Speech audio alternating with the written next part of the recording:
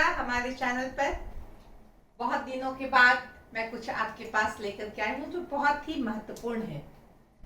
आज का यह टॉपिक आधुनिक भारत के इतिहास से संबंधित है और बहुत ही महत्वपूर्ण है। अक्सर सवाल आता है मराठों के बारे में। मराठे कौन थे, मराठों की उपलब्धि क्या रही। इस तरह से अगर हम देखें तो इसके अंतर्गत एक महत्वपूर्ण सवाल आता है कि मराठों का पतन कैसे हुआ, उसका डिक्लाइन कैसे हुआ, उसका फॉल कैसे हुआ। क्योंकि एक समय में मराठों ने पूरे भारत में अपना जो प्रभाव छोड़ा था उसका असर हम ऐसे बता सकते हैं कि भारत में ये जो अंग्रेज आए और उन्होंने शासन अपने हाथों में लिया, वह मुगल के हाथ से नहीं लिया। अगर सही मायने में कहा जाए तो मराठों के हाथों से ही उसने जो राजनीतिक शक्ति है वह प्राप्त की।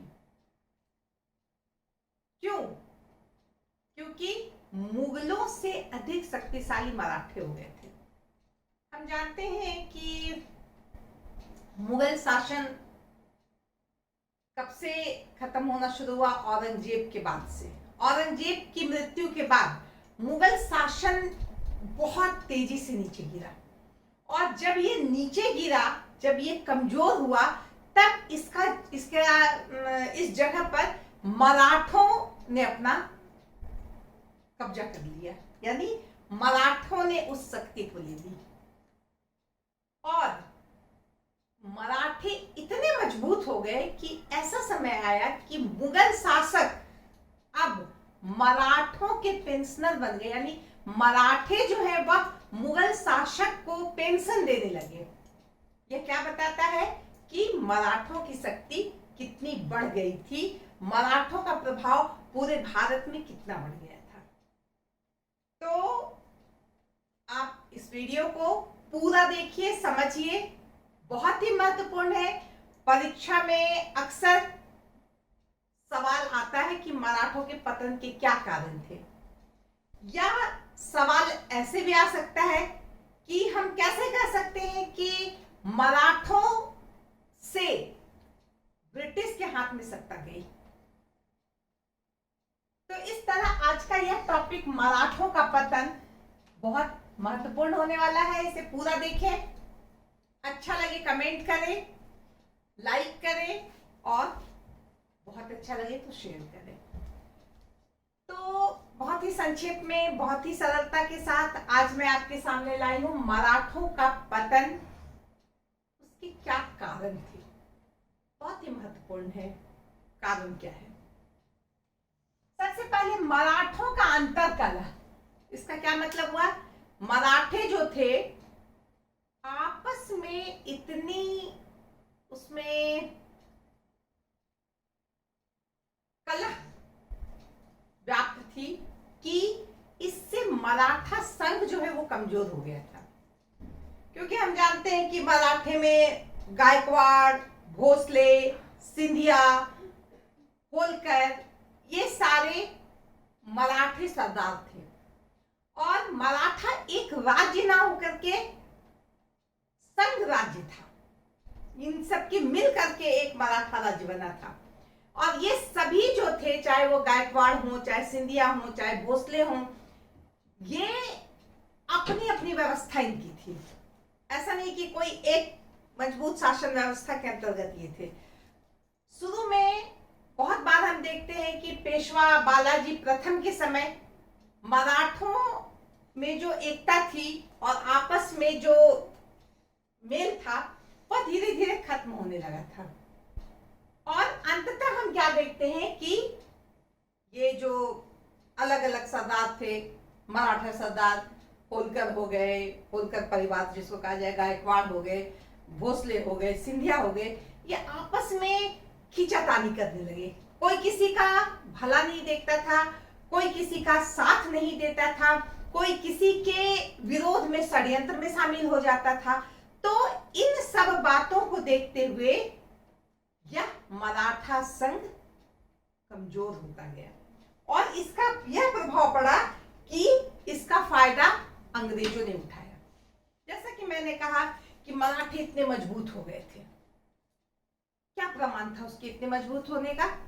उसका प्रमाण यह था कि पंजाब से लेकर कन्याकुमारी तक, गुजरात से लेकर बंगाल तक इतने बड़े क्षेत्र में वह किसी न किसी प्रकार से वो शासन करते थे। ये शुरुआती दौर था मराठों का, लेकिन धीरे धीरे इनमें कमजोरी आने लगी और इसका यह असर पड़ा कि अंग्रेजों से इनका युद्ध हुआ।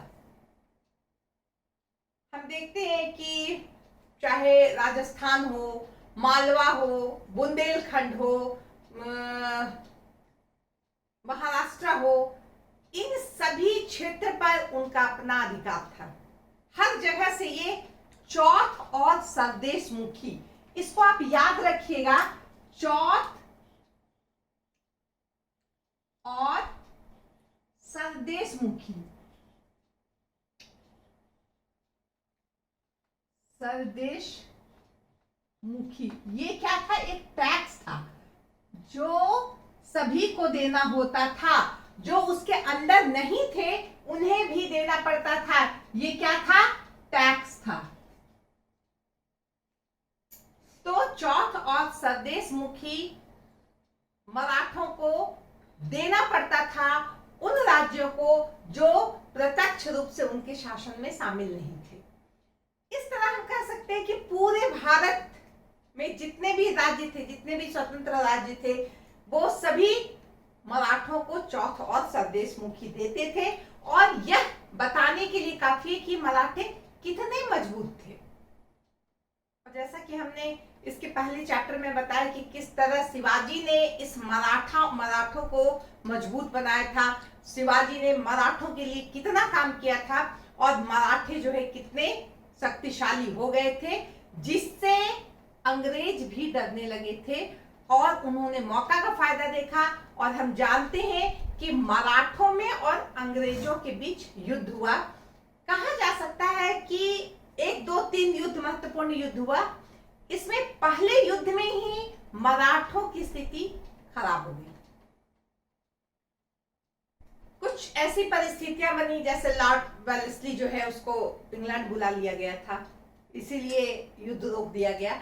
अगर वो नहीं जाता इंग्लैंड तो एक ही युद्ध में पूरे मराठे खत्म थे और अंग्रेजों का वहां पे आधिपत्य हो जाता है।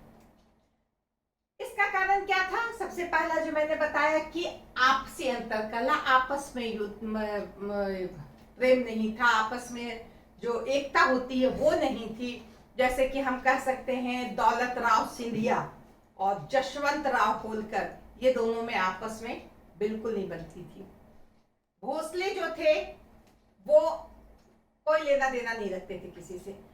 गायकवाड़ जो थे वह अंग्रेजों से मिल करके अपना उल्लू साध लेते थे और इस तरह से हम देखते हैं कि आपसी कलह इतना बढ़ गया था कि मराठों का पतन होना निश्चित हो गया था। योग्य नेतृत्व की कमी, जैसा कि हम जानते हैं कि शिवाजी ने मराठों को एक किया, मराठा शक्ति का विस्तार शिवाजी के समय में हुआ। अब हम उसके बाद हम देखते हैं तो बालाजी जो प्रथम पेशवा बालाजी थे, उनके समय भी मराठों का बहुत अधिक विस्तार हुआ, मजबूत हुए। लेकिन धीरे धीरे हम क्या देखते हैं कि जो अच्छे अच्छे मराठा सरदार थे उनका जगह अयोग्य सरदारों ने ले लिया। हम देखते हैं सिंधिया में महादजी सिंधिया थे, उनकी मृत्यु हो गई 1794 में। अहिल्याबाई होलकर, इनकी मृत्यु भी 1795 में हो गई। इसी तरह नाना फडणवीस, उनकी भी मृत्यु हो गई। इन सब की मृत्यु के बाद कोई ऐसा सरदार या कोई ऐसा नेतृत्व नहीं था जो मराठों को संभाल सके, मराठों को एक करके चल सके या अंग्रेजों के विरुद्ध वह कोई ऐसा काम कर सके जो मराठों के पक्ष में हो। वो नहीं हो सका।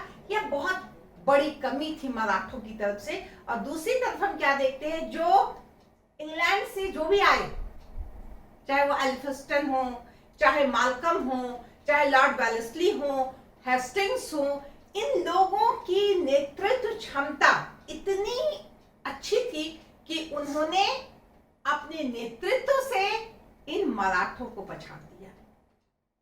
इस बात को हमें याद रखना पड़ेगा कि नेतृत्व कैसा होना चाहिए। जो ब्रिटिश आए उनका नेतृत्व इतना अच्छा था, वो इतने समर्पित होकर के, इतने एक होकर काम करते थे कि अब उनका जगह कोई और सामने वाला नहीं ले पा रहा था।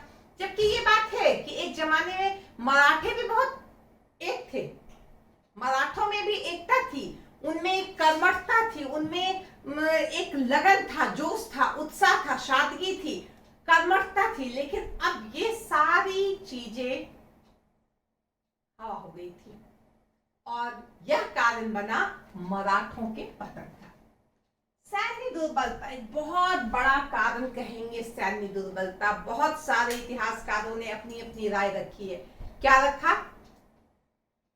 किसी का कहना है कि जो मराठों के जो सैनिक थे या सैन्य व्यवस्था में जो नया सुधार किया गया, उसमें बहुत सारे जाति बिरादरी, बहुत सारे क्षेत्र के लोगों को रखा गया, जिसके कारण उसमें एकता नहीं आ पाई और वो जो है ठीक से काम नहीं कर पाए।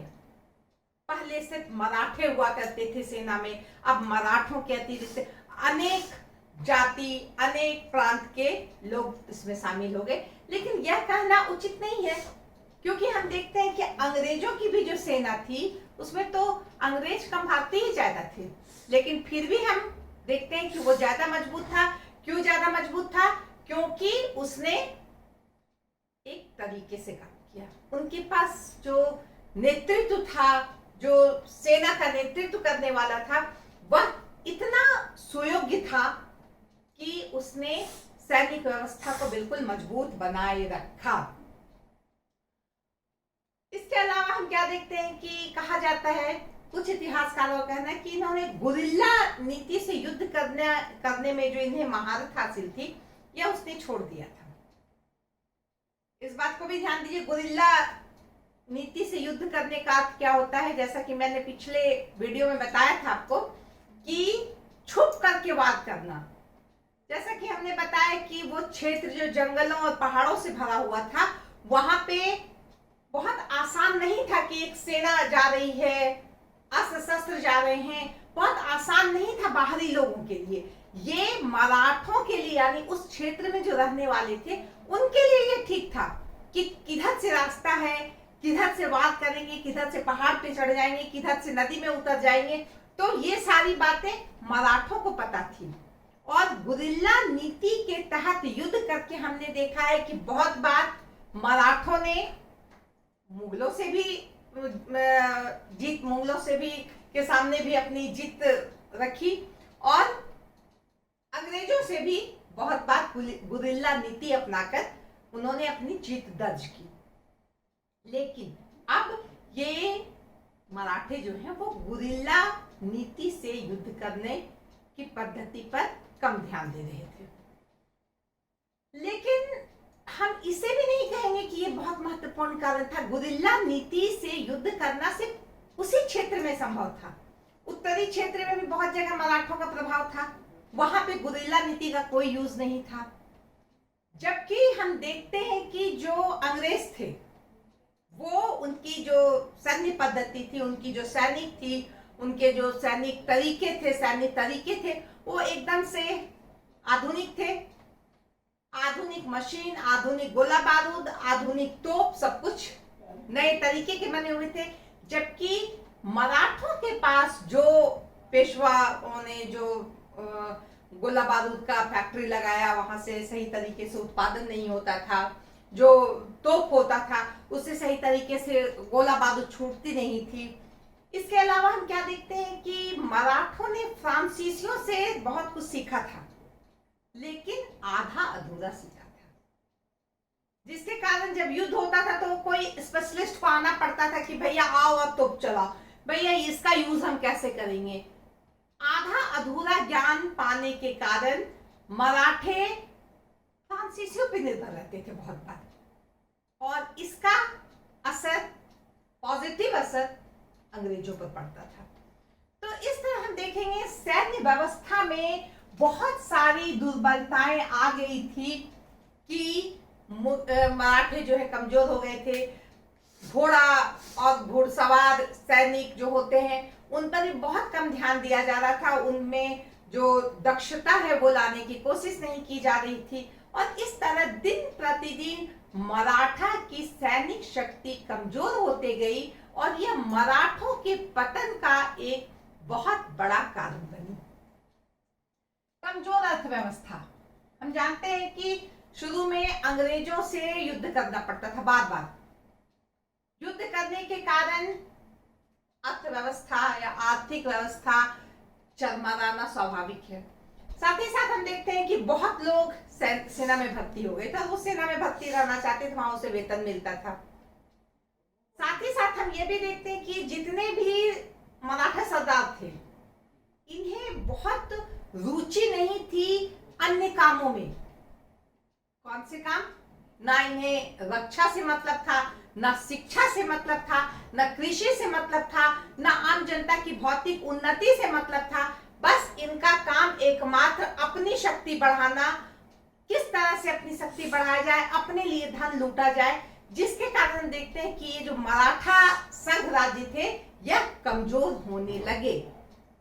यहाँ की कृषि भी बहुत अच्छी नहीं थी, ऐसा कि हम जानते हैं कि महाराष्ट्र की जो जमीन है बहुत मामले कृषि के मामले को लेकर के हम देखते हैं कि बहुत कमी है उसमें, जो सही उत्पादन नहीं देती थी। और कृषि जब तक मजबूत ना हो तब तक हम किसी राज्य की अर्थव्यवस्था को मजबूत नहीं कर सकते हैं।